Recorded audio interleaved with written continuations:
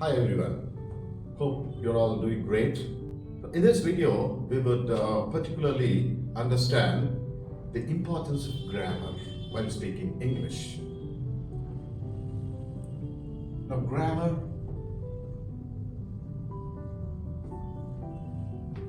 what is the role of grammar in speaking English?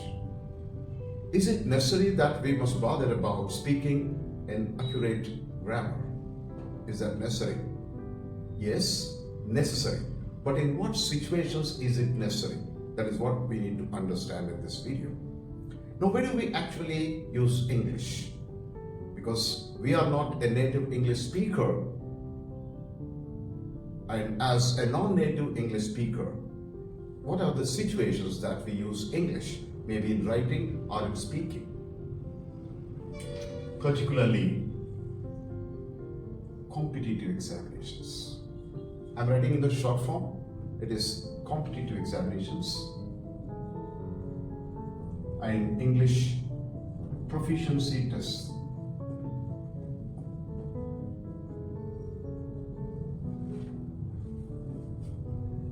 Academic English.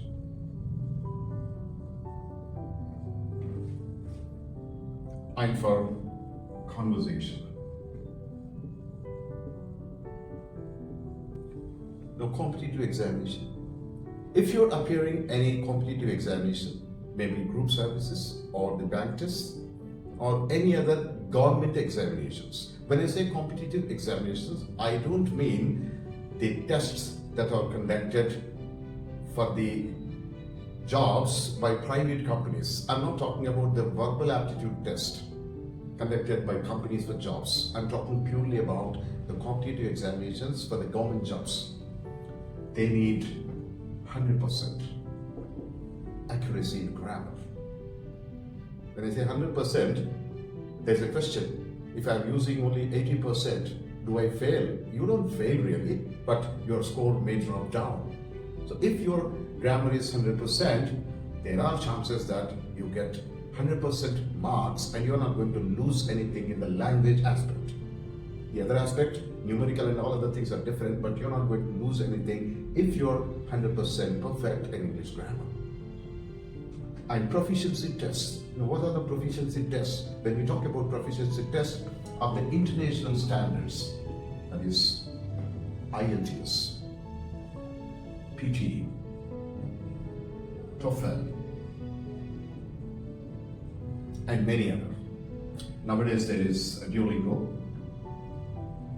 I give this the least preference. Duolingo, though people are going that because that sounds to be easier, most people are preferring that, but I don't prefer this, that you've got to take this. Better go for IELTS or PT. Even TOEFL nowadays, because of the other things, the malpractices that are going on in GRE or TOEFL, of course GRE as well, but GRE you have even mathematics as well. But GRE we don't need that much of grammar, we need more of vocabulary. That's why I've not mentioned it.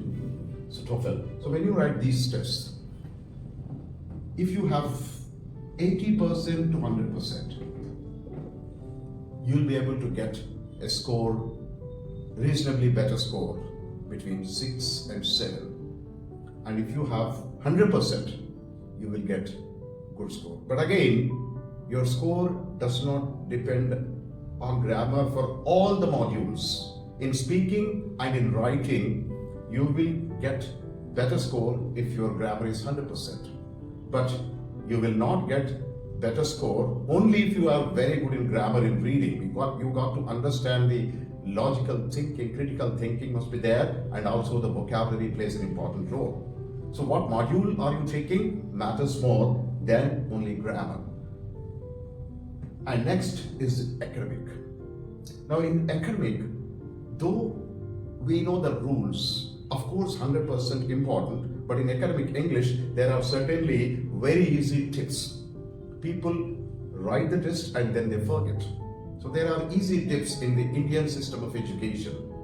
And so here, if you are having 80%, and that too academic English, and if you want to get very good in academic English, you got to have 100%. And for other subjects, if you're able to get 80 to 100%, that will be great in academics. and when it is the conversation. And in conversation, we have formal and we have informal. Formal conversation and informal conversation. Obviously, anywhere between 50 to 80% would be fine. Of course, when you have 50%, that does not sound good. It is always better to improve. But if you have great level of confidence, you will definitely be able to do well and speak well, irrespective of whatever grammatical errors that you're doing. Because when you're speaking, if you make mistakes, if you bother, your mind thinks about the mistakes that you're making, you'll not be able to speak. That is a big hindrance for your fluency. I mean, that is a great obstacle. It is a speed breaker.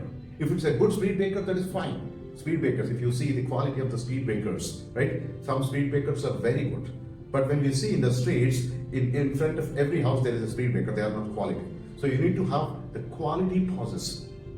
And this fear of grammar will create unnecessary pauses where you may fall down in the fluency.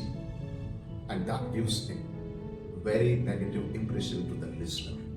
So please do not bother about that. And we are going to make you understand how to make sentences very easily without any fear of grammar in the further videos. So please don't bother. Be ready to be tuned and keep in tune with our videos for understanding the tips so that you can make sentences without any fear. And if you have any doubts and this and any debates that you want to make, you can always question here. Why is that not grammar very easy? In the earlier video when I've done, there are some people who asked me the question.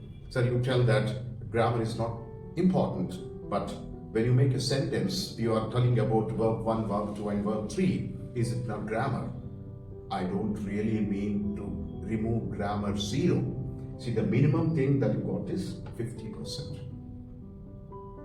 So verb 1, 2, 3, if I am explaining, I mean grammar is important, but to what extent it plays a role? What are the most important things that we need to keep in mind while speaking is what I mean to say. So how do you improve? The most important tip that we give you, that you need to keep writing. Be in touch with the language and you can learn language naturally as your mother tongue.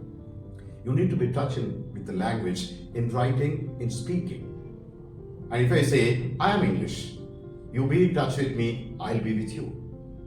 So be in touch with the language in writing and speaking. And we suggest you certain assignments that you got to do when you are, of course, you may not be submitting to me, but I suggest you certain assignments, and with the tips that I'm going to give, if you correct yourself while writing, that conditions your mind about the accuracy of grammar. Because when you write, you can think of mistakes, and when you speak, don't bother. And while speaking, if you bother, your fluency drops down, as I already said. But while writing, you can erase, go back and correct your sentences. While writing, yes, you need to bother 100%. But while speaking, no. So to avoid this confusion, keep practicing English in the writing form and also speaking form. Whenever you get a situation, you do it. And I suggest whatever WhatsApp messages that you do it in complete sentences in English. Don't write in Telugu language and English script. Avoid that. That's the best tip I would like to do. Hope you got the point here. And for the next things, stay tuned with our videos. Thank you. Take care.